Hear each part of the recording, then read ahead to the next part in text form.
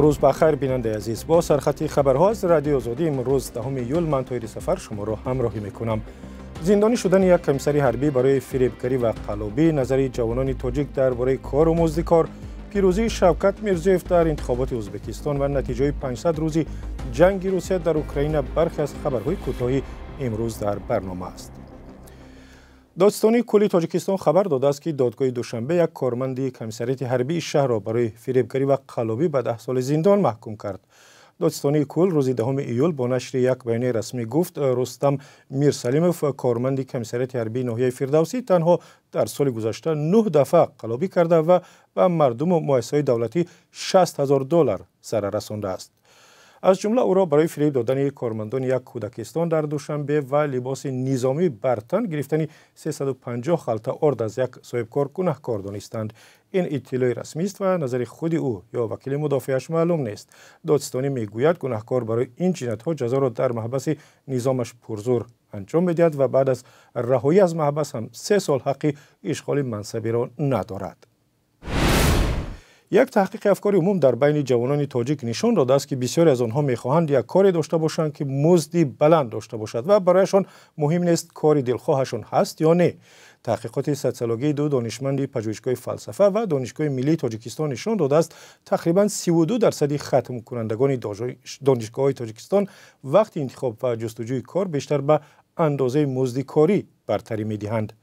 در مقاله غیور قهار و رحمان علی گولوف که تحت عنوان مسئله‌های با کار تامین کردن ختم کنندگان مؤسسات تحصیلات کسبی تاجیکستان در مجله دانشگاه ملی نشر شده است، آمده است که 18% نظردادگان گفتند که به نوع اختصاص توجه بیشتر دارند و می‌خواهند که مطابق با اختصاص خود کار کنند. به نظر اکثر مصاحبان دانشمندان یعنی 30% عین زمان تاجیکستان بیشتر از همه به طبیب و سپس به حقوق شناس احتیاج داشته است. 12% گفتند که تاجیکستان به حقوق شناس و برنامه ساز نیاز دارد.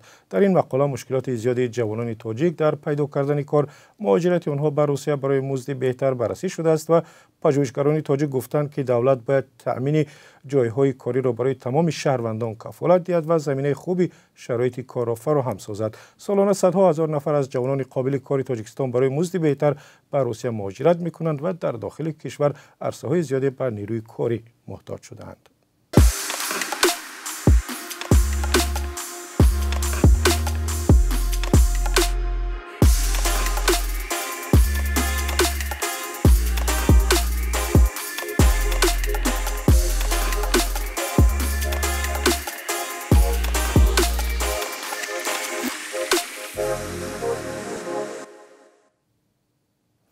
مقامات اوکراین میگویند تعداد غیر نظامیانی که در نتیجه حمله‌های روسیه در شهر لیمن کشته شدند به 9 نفر رسید. در حمله‌های توپخانه در روز 8 یول 12 کسی دیگر مجروح شدند.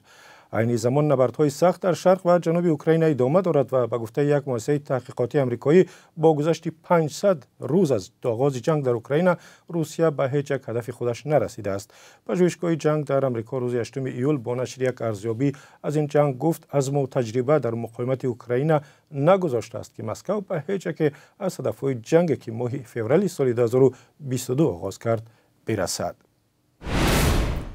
و در انتخابات روز 8 ایول در ازبکستان که نتیجه‌اش را از قبل پیشگویی می‌کردند، رهبر فعلی شوکت میرزیف بار سوم رئیس جمهور انتخاب شد. کمیسیون مرکزی انتخابات ازبکستان روز 10 ایول گفت که بر اساس نتیجه ابتدایی میرزیف زیاده از 87% رأی مردم را به دست آورده است. با گفته کمیسیون مرکزی انتخابات تا شام 9 ایول تقریباً 70% مردم برخوردار از حق رأی و بیشتر از 13 میلیون نفر در انتخابات شرکت کردند که زیادتر از معیار قانونی است. تلویزیون‌های دولتی ازبکستان صبح 9 ایول شوکت میرزیف $65 را هنگام رأی‌دهی در شهر تاشکند نشان دادند.